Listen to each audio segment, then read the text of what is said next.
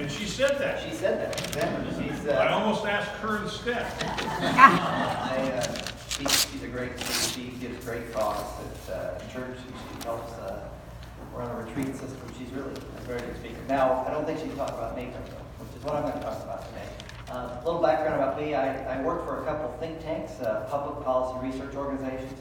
One based here in Indianapolis, Sagamore Institute, which is a national think tank that several of us from Hudson Institute founded when Hudson relocated to D.C. I also am affiliated with Fraser Institute, which is a free market think tank based in Canada. And I'm affiliated with the American Security Council, which is a national defense advocacy group, very much a Reaganite view of defense, peace through strength. And they're based in D.C. I also write for a lot of different publications, as the general mentioned. I left some cards of mine back there on that round table if you're interested in looking at some of the websites where you can see my writing, or contact me if you want to say hi or send me hate mail. I get plenty of that. So, but it's good to be back and see a lot of familiar faces. Like the general said, I've been to ROA events or MOA events here in town, and always great to speak with you guys and see familiar faces. So, talk about NATO today. It's interesting, those of us who study transatlantic issues, I've been part of transatlantic programs in Europe and here. It became unimportant, NATO did, basically after about 1991 when the Soviet Union ceased to exist. But it's been in the news a lot the last couple of years, and there's a reason for that. And we're going to delve into that. The purpose of the North Atlantic Treaty. A lot of people don't know that this is right in the very first sentence of the treaty. We focus on the one for all defense, collective defense element, understandably so, but the purpose of the treaty is to promote stability and well-being in the North Atlantic area and safeguard the freedom, common heritage, and civilization of all its members. There's no mention of the word Soviet Union or Russia in the treaty. Toward that end, Article 2 of the treaty that gave birth to NATO commits members of the alliance to encourage economic collaboration. Article 3 calls on members to maintain and develop their capacity to resist armed attack. Article 10 allows for expansion of the alliance. You know, the alliance in 1949, when it was born, was a club of 12 countries clustered around the Atlantic Ocean. Today, the alliance is 29 nations stretching across three hemispheres, three continents. There's only two hemispheres. With 898 million people under its security umbrella. Truly a massive alliance. It also, by the way, represents 50% of the world's wealth, members of NATO. So it's truly a global organization in many ways today. However, the heart and soul of the North Atlantic Treaty is Article 5. And we'll talk quite a bit about that. And you've heard quite a bit about that in the news the last year or so. Article 5 declares an armed attack against one or more member in Europe or North America shall be considered an attack against all the members. One for all for one. As the Cold War melted away and the Soviet Union ceased to exist, Article 5 diminished in importance. And NATO, in a sense, reinvented itself in the 1990s. It started to engage in things that were not related specifically to its deterrence mission, and certainly not related to the Soviet Union, because there was no more Soviet Union. So, between 1995 and 2011, NATO stamped out ethnic cleansing in Bosnia and Kosovo, marched into Afghanistan to fight Al-Qaeda and the Taliban. As you saw in that video, at the beginning of the video, on that screen you saw several flags. Every one of those countries, except for Australia, was a member of NATO that were part of that special forces package that was in that mission that we heard about a moment ago. So NATO was there in Afghanistan. It formed the basis of a multinational effort to intercept weapons of mass destruction on the high seas. It formed the basis of another international armada that still polices the Horn of Africa to prevent piracy in that very important part of the world when it comes to shipping. And these are some of the things NATO did. It also was involved, of course, in trying to stop Muammar Gaddafi from perpetrating another ethnic cleansing effort in 2011 and ended up actually taking Gaddafi out. Some observers saw in these missions around the world, the emergence of what they call an expeditionary alliance, on call to intervene anywhere and everywhere it might be needed. Yet new threats and old enemies emerged in NATO's backyard, and that forced the alliance to return to its traditional role of deterrence. And that brings us back to the reason NATO was created, which is the threat from Moscow. Let's talk a little bit about that threat. I think it's been underplayed by some, and I think it's been overplayed by some. So let me just give you some facts related to what the Russian government has done since, let's start in 2001. Russia in 2001 laid claim to half of the Arctic Circle. The other countries that border the Arctic are all NATO members, by the way. United States, Denmark, Canada, Norway, and Iceland. They did this in a brazen military context, by the way, and most observations from most parts of the world, they did it in a way that really they have no real claim to what they're claiming. One Russian general said after they planted their flag on the North Pole, we were going to develop troops that can be engaged in Arctic combat. Wars these days are won and lost before they are launched.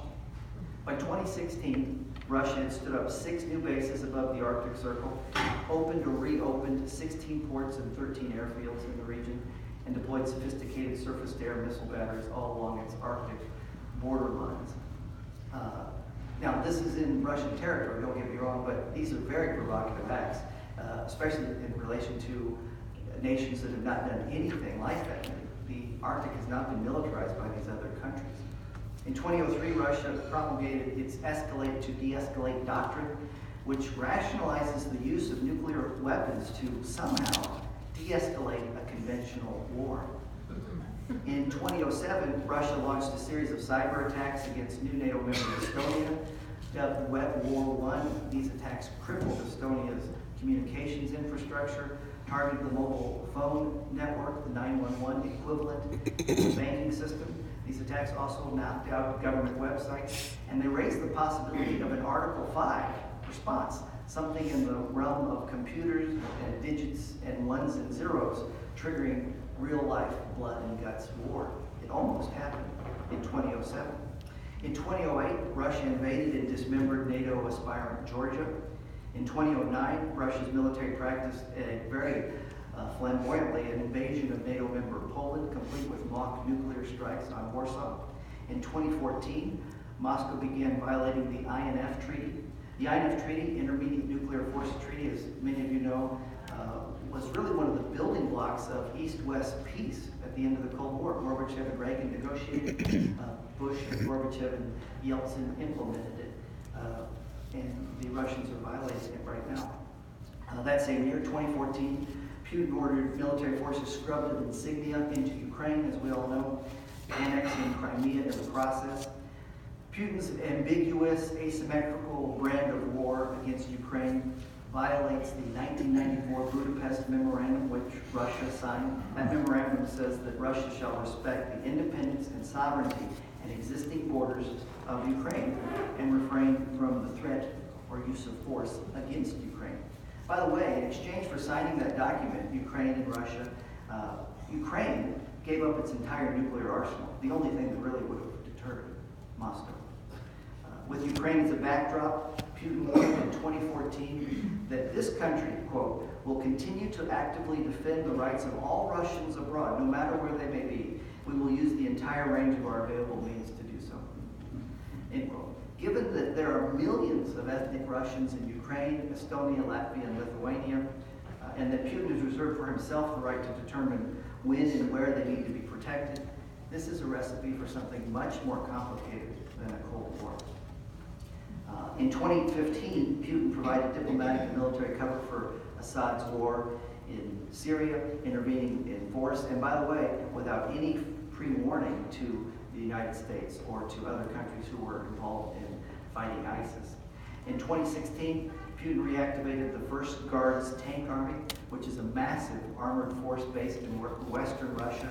It has 500 main battle tanks, and it's now reactivated and alive on the western border of Russia. This is the latest evidence of Russia's rearmament program under Putin. Between 24 and 13, Moscow increased military spending 108%. Since 2002, Moscow's increased military spending 125%. Now, Putin's military is a shell of the Red Army.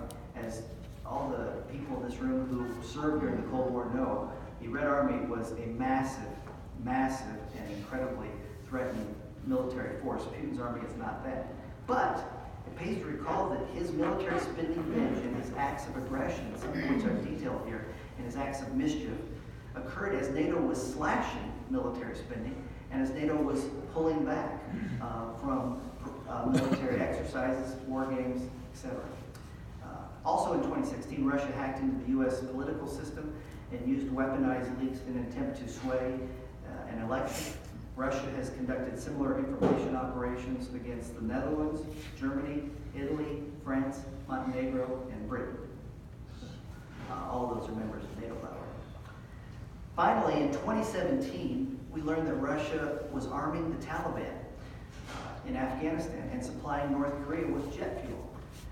By the way, in doing the latter, Russia was basically filling the void created by China, which had cooled relations because of pressure from the Trump administration. So basically, Putin filled in where China left off. We'll never know if that was coordinated between Beijing and Moscow, but the effect was North Korea kept getting fuel.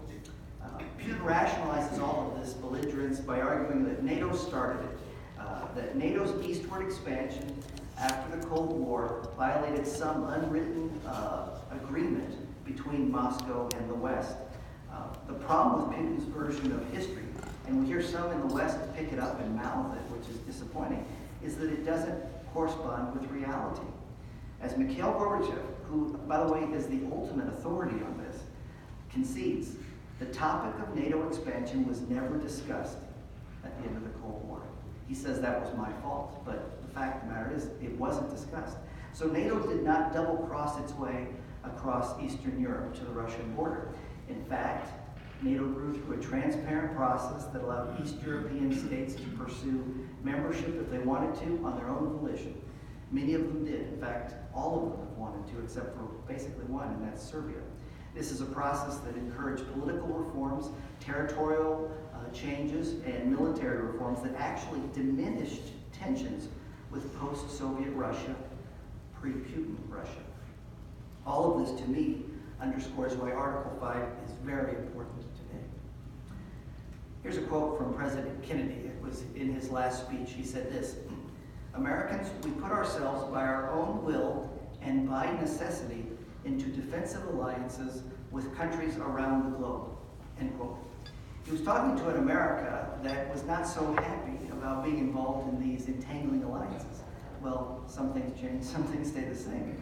Americans still are not very happy about being involved in these alliances. But the point Kennedy was making, and the point we Americans in 2018 remember, is we put ourselves in these alliances because they serve our interests.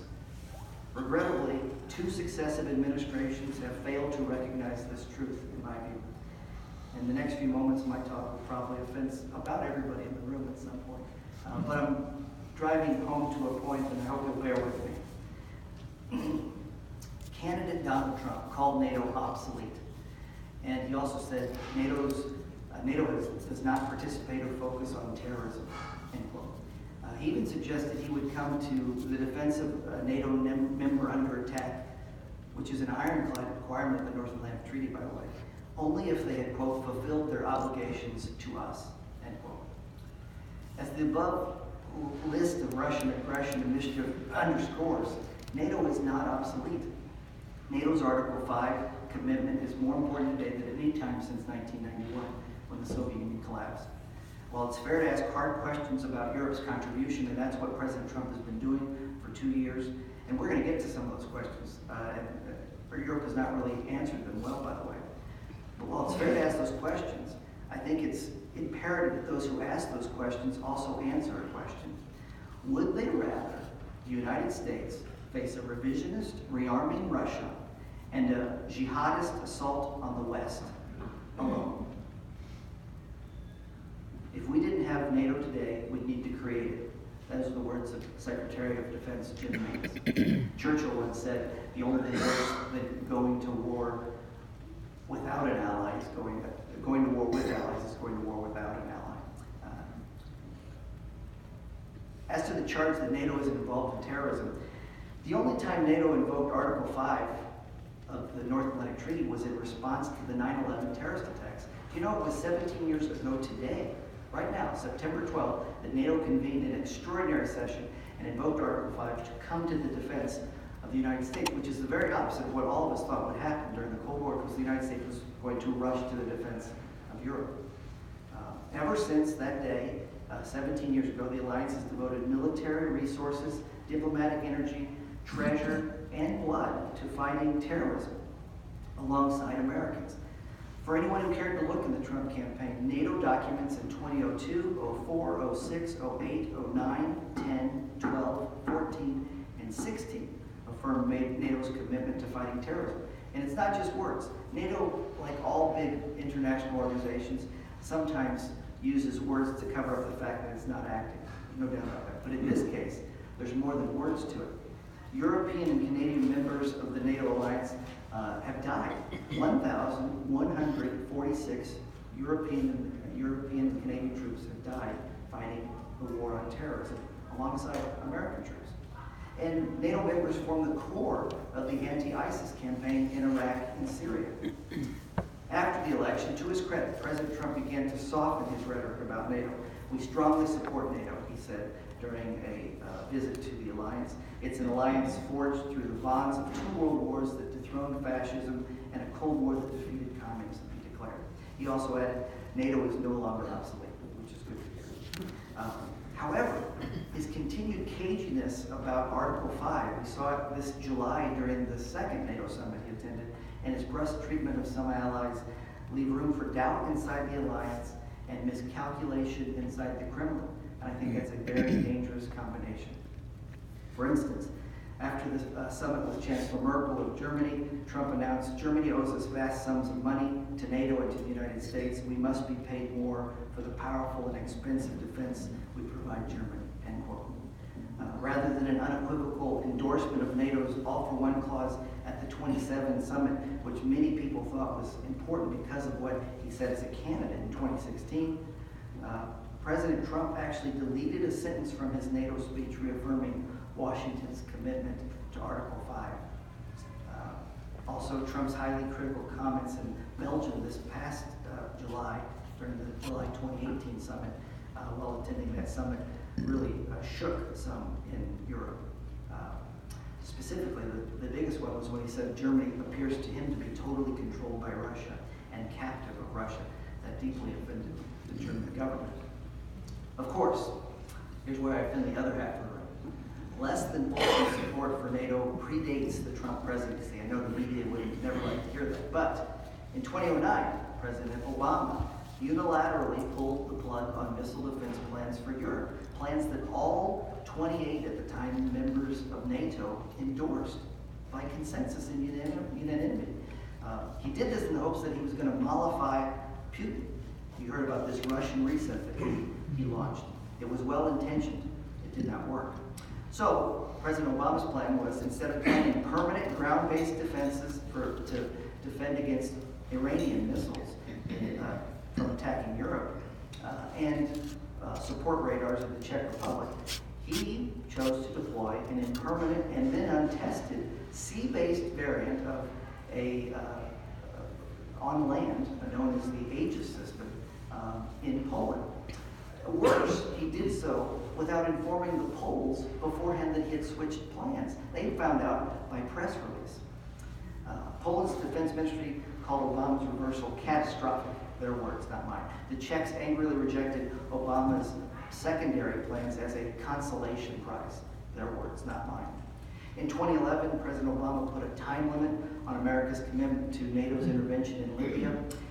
In fact, when Washington agreed to extend air operations after an urgent request from the NATO allies on a Thursday afternoon, a NATO official was ordered to emphasize in a press conference that the extension of U.S. air power expires on Monday. It's a bruising metaphor for American leadership at that time. In 2013, after the French military requested U.S. air support in their fight against jihadists in Mali, which is our fight, The Obama administration actually sent Paris a bill when they got the blowback from that from the American press and the European press and the French government. They decided not to charge the French allies for the use of our refueling aircraft.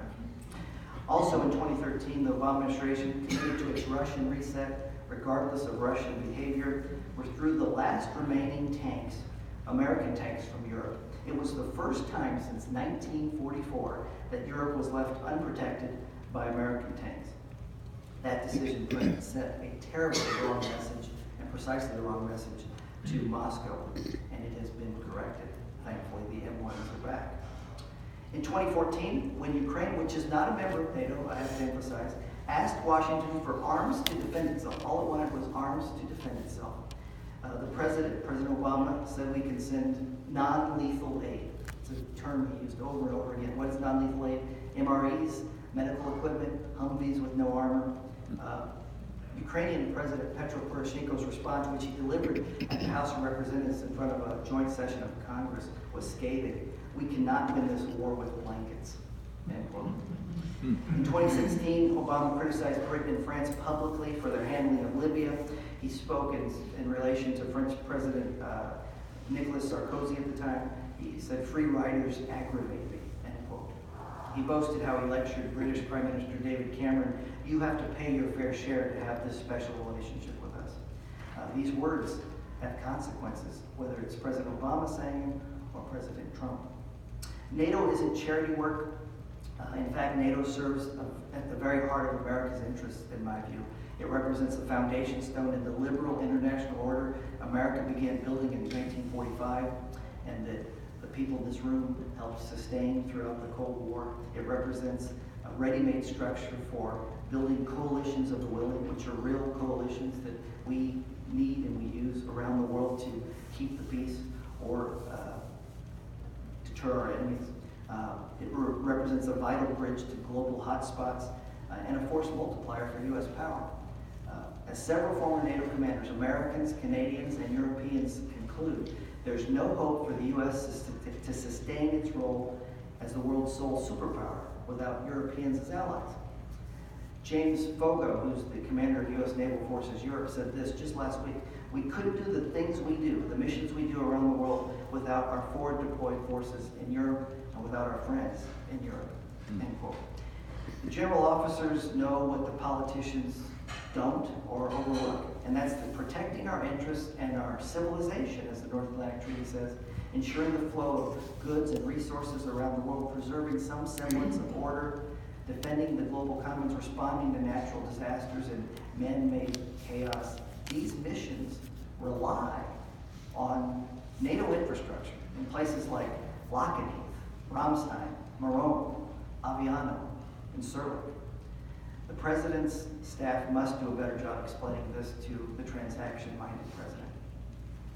Trump's call for the rest of the alliance to do more was not unprecedented.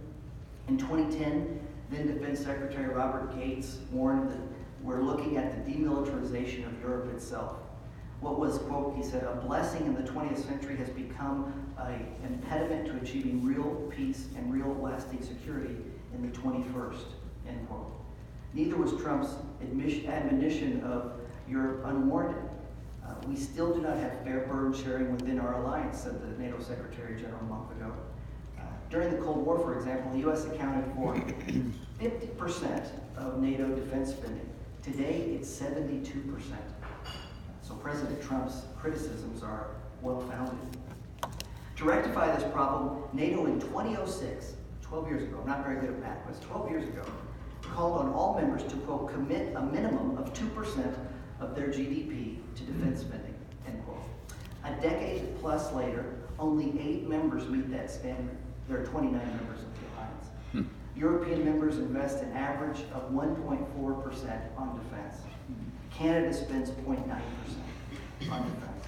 Britain is using accounting tricks to stay above the 2% target, basically moving monies from the Foreign Office to the Defense Ministry.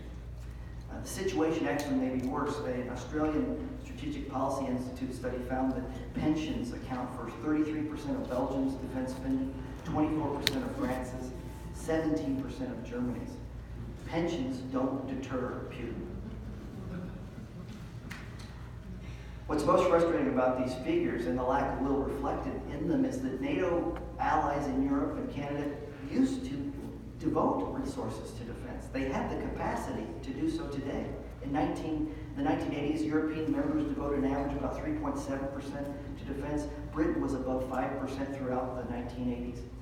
But years of underfunding have led to alarming deficiencies in the state of NATO readiness. Those aren't my words, those are the words of the British government.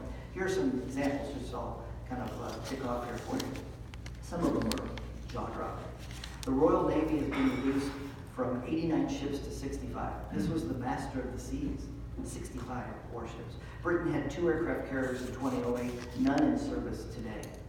Only 42 of Germany's 109 top-of-the-line fighter bombers are in flying condition. 42. At the height of the Cold War, West Germany had 2,125 tanks. Today, Germany has 225. Just 70 of Germany's 180 armored vehicles are capable of deployment today. And here's the one that's the most shocking, amazing, and damning. German troops used black painted broomsticks to simulate machine guns atop their armored vehicles during the 2014 NATO exercise.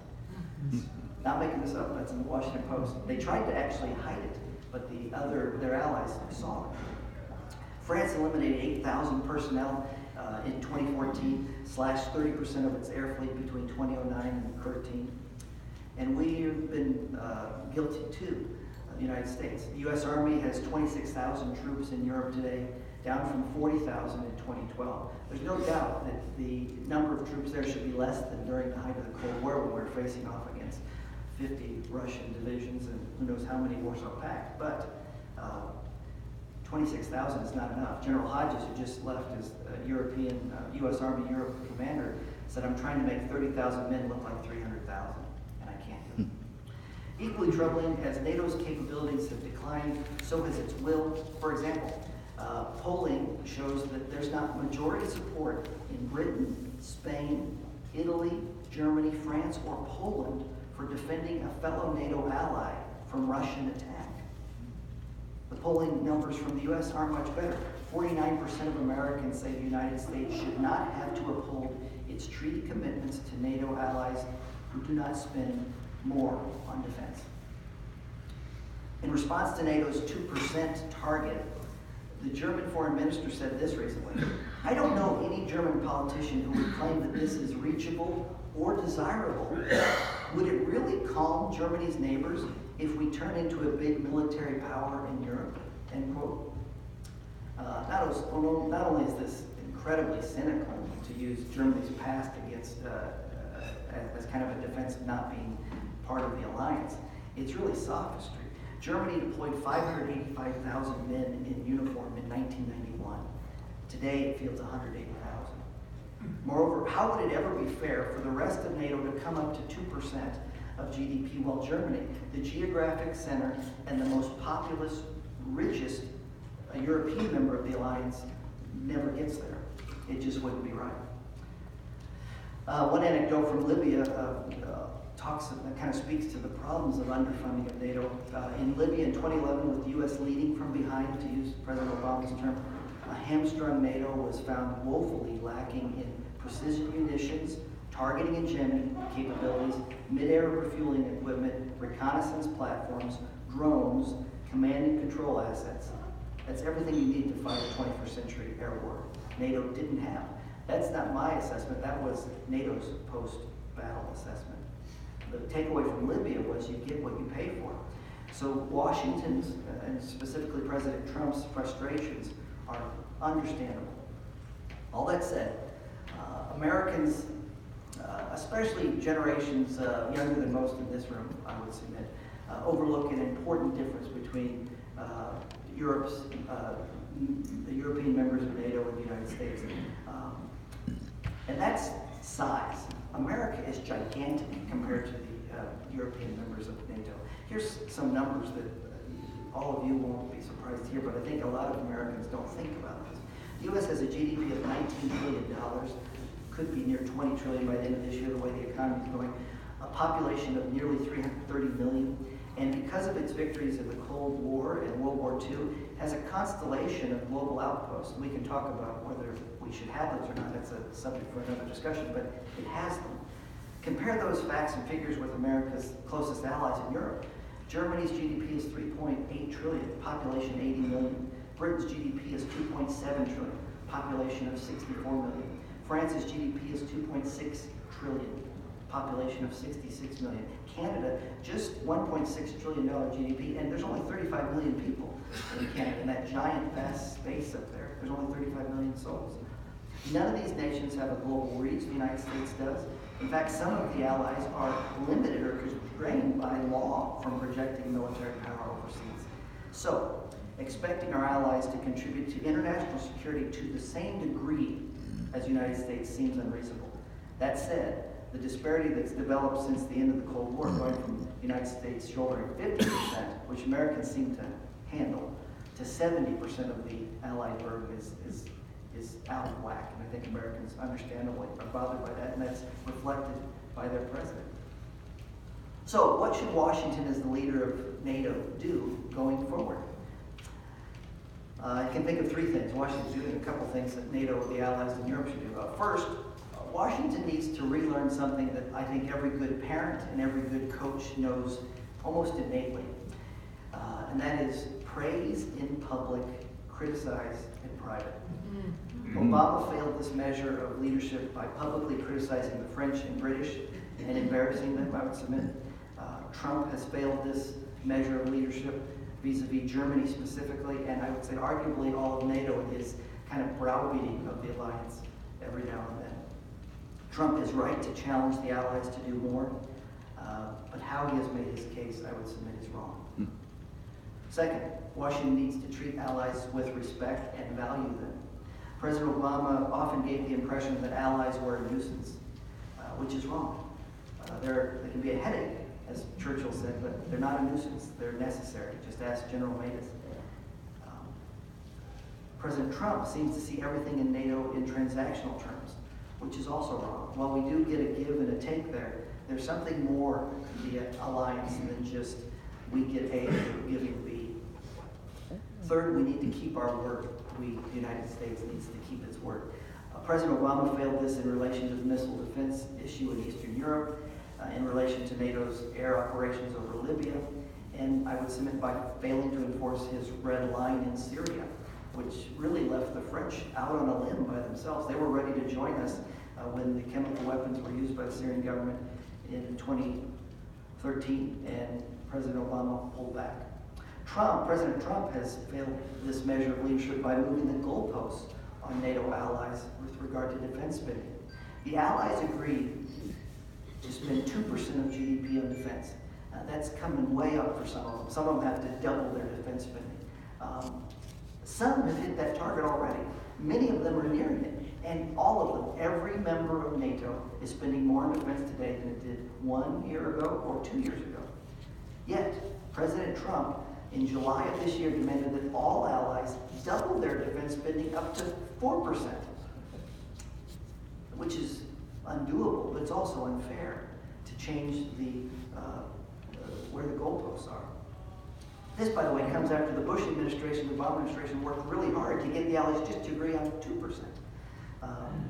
The U.S., by the way, doesn't spend 4%. We spend less than 3.5% of GDP on defense.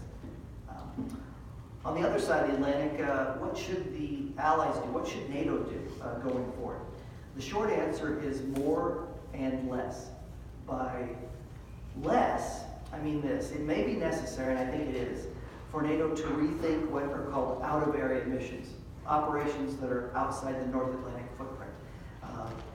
And by doing that, it can focus on Europe and defending the North Atlantic area.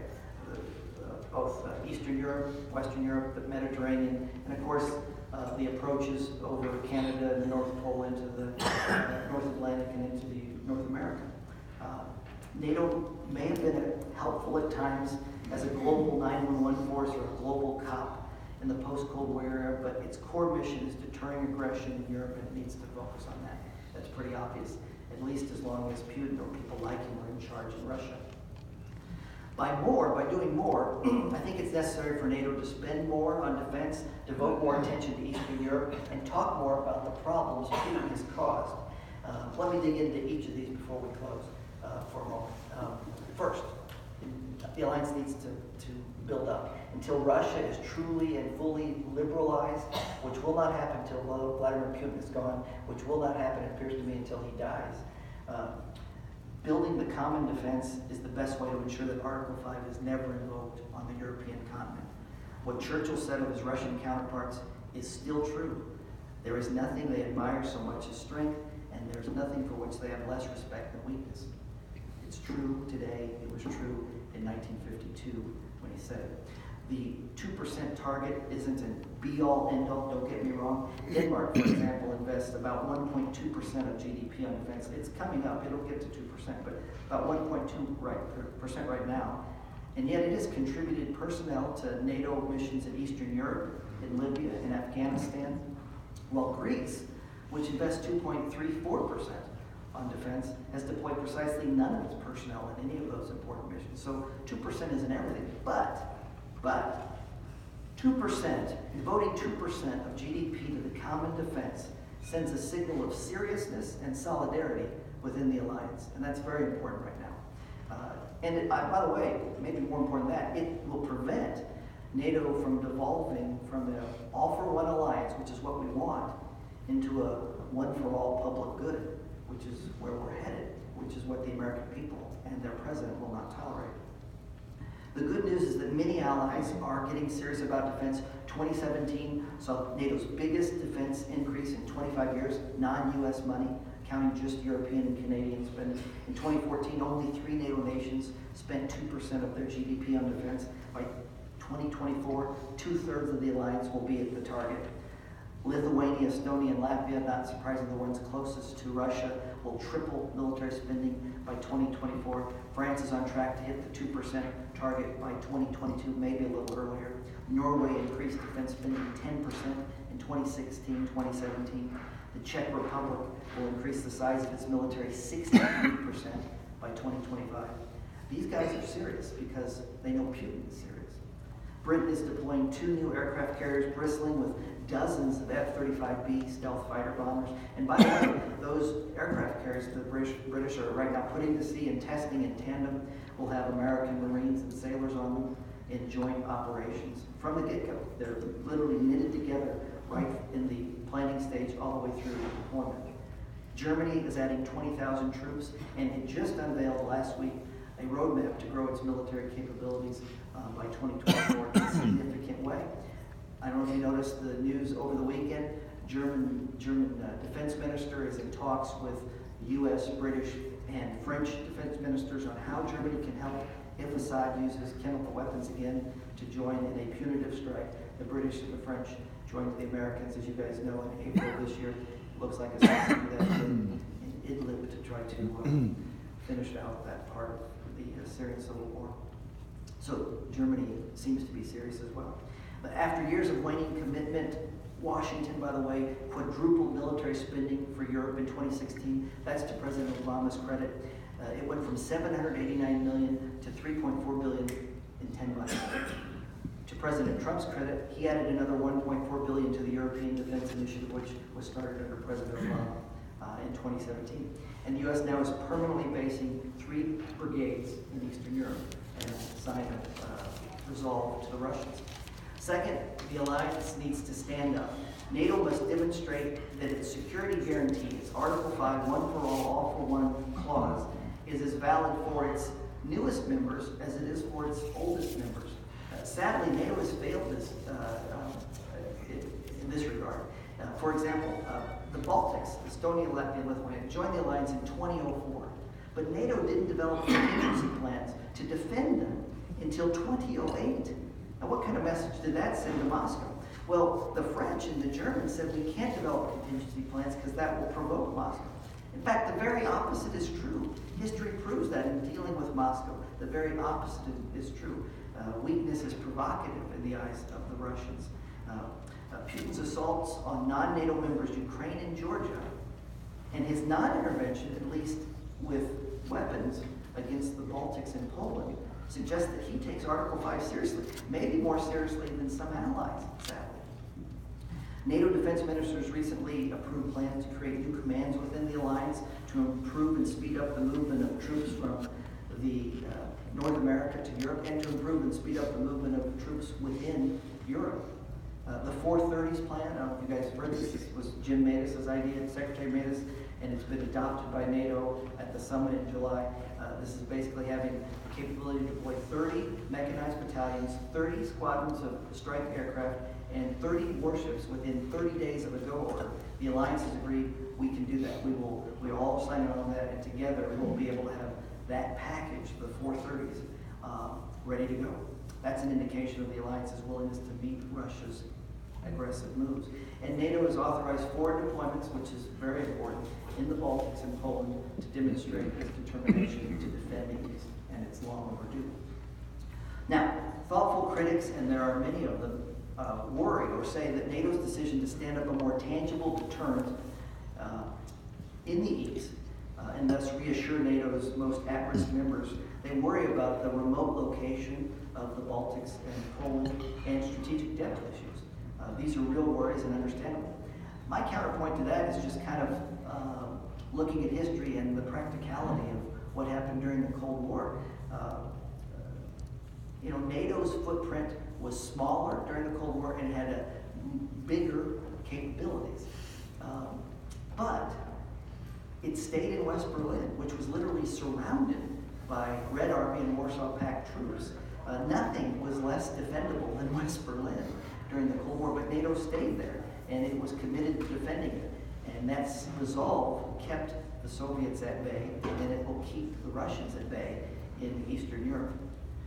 Because of its size and geographic position, Russia will always have the ability to throw its weight around the European continent in ways that America cannot, which is why a credible, unified NATO is so important to deter Russia's mischief. Since NATO's founding, the deterrent represented by Article 5 has been an insurance policy against worst-case scenarios. That's what insurance is. If it's your car insurance, if it's your homeowner's insurance, it's just something you have in case of the worst case. That's what NATO is. It's an insurance against worst-case scenario. In the United States, NATO diminishes the likelihood of another European conflict triggering another world war. That's what it does. For NATO's other members, NATO is a security guarantee backed up by the United States. Without that guarantee, there's no security, as history has a way of reminding those on the outside looking in, whether you're Hungary in 1956 or Ukraine or Georgia in the 21st century. Indeed, the very reason Poland and the Balts want U.S. troops on their soil is the same reason U.S. troops were based in West Berlin, the same reason U.S. troops have been on the 38th parallel since 1953. The presence of American troops sends a message that crossing this line means you're going to war against the United States. No ambiguity, no question marks. You're going to war against America. That certainty of response, the promise that the costs of aggression will be greater than the benefits, is the essence of deterrence, and it works. And the American people, I think, need to be reminded of that, or maybe re-educated of that, a new generation of Americans. Perhaps those of us in this room can do that. I try to do it in my writing. General Marl mentioned a moment ago that part of your mission is education. I think that's the importance of deterrence is something that we need to remind younger generations. Within easy reach of Putin's unmarked armies, Eastern Europe leaders know something that the American people just don't think about. I really think that if Putin follows his playbook that he's written and he's executed in Ukraine, and covertly violates the sovereignty of the Baltics or Poland with his unmarked armies, his little green men as they're called, he will force NATO to do one of two things: blink or fire back. Neither alternative leads to a happy outcome. The former means NATO is neutralized and we have major long-term problems. The latter means war, and we have major, right now, near-term problems. The best way to prevent that dire scenario, either dire scenario, is through deterrent military strength, clarity of intent, and frank dialogue with Moscow. That's how NATO prevented the Cold War from turning hot. And in my view, it's the best roadmap to prevent Cold War 2.0 from turning hot. Finally, lastly, NATO political leaders need to speak up. I don't mean the defense ministers, I don't mean the generals, I mean NATO's political leaders, the President of France, the President of the United States, the Prime Minister of Britain, Chancellor of Germany. They need to speak up and highlight how Putin has engineered his way from Prime Minister to President to Prime Minister to President over 20 years, how he has, through his policies, created an enormous and sad and avoidable freedom gap between his country, his people, and every one of his neighbors except probably two. They need to expose Putin's assault on human rights by offering a platform to Putin's many enemies, journalists, religious minorities, rock bands, NGOs, political dissidents. Reagan once said, "A little less détente and more encouragement to the dissenters is worth a lot of armored divisions." He was right, and he lived that, and he proved that. Now, he also had a lot of armored divisions with help. And NATO leaders must see Russia as it is, not as they hope or wish it to be. The implication of President Obama's Russian reset, which was well-intentioned, was that Putin wanted a partner if only Washington would change its tone. That hypothesis has been obliterated. Putin's Russia invaded Georgia during the with us or against us Bush administration. Putin's Russia dismembered Ukraine during the lead from behind Obama administration. Putin's Russia armed the Taliban during the wouldn't it be nice if we actually got along with Russia Trump administration. Putin, not Washington's tone, is the problem. And NATO is part of the solution. Still. Thanks for listening.